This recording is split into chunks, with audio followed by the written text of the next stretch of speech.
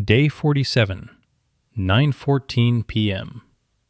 You're standing in front of an open fridge, and you already know how this ends. Not because you're weak, because you're on a schedule, one you didn't choose and don't even know exists.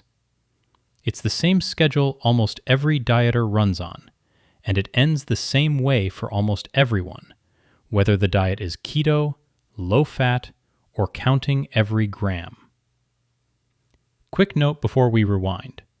General information here, not medical advice. Talk to your doctor before making big changes. Let's rewind to day 1 and watch it happen in real time.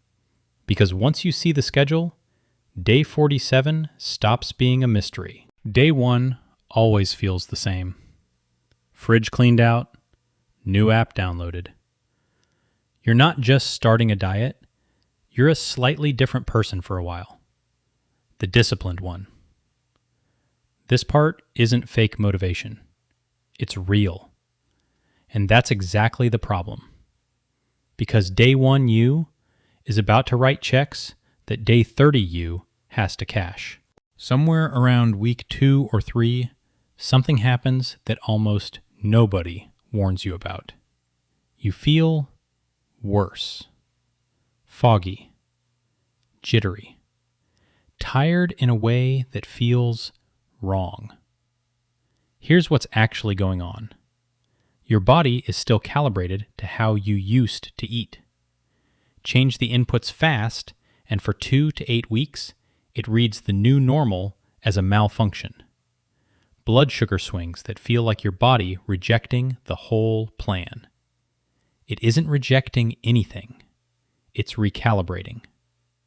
But this is the exact week most people decide something's wrong with them and quietly start looking for the exit. Say they push through week 3. By week 6, there's a night they eat clean and still end up raiding the pantry 2 hours later. That gets filed away as proof they have no self-control. Except fullness isn't just mental.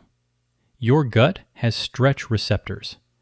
They physically tell your brain there's volume in here, completely separate from calories. A small, calorie-dense plate can leave those receptors reporting still empty, even after a full day of technically eating enough. That 11 p.m. trip to the kitchen wasn't a character flaw. It was a stomach with an accurate complaint. Around this point, most people start Googling, wondering if they picked the wrong diet. Should they have gone keto instead? Tried intermittent fasting? Here's the finding that ends that search.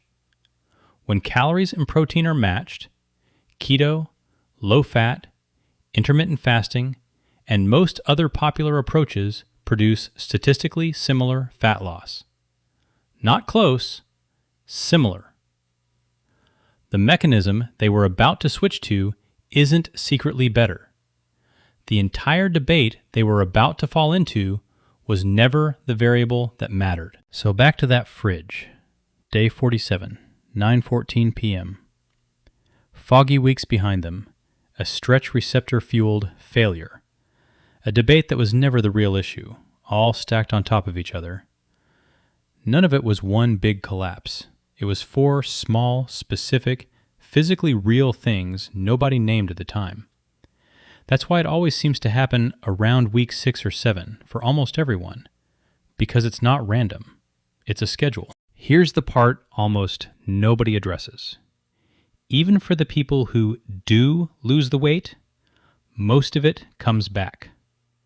Not because they failed at the diet already ended by definition.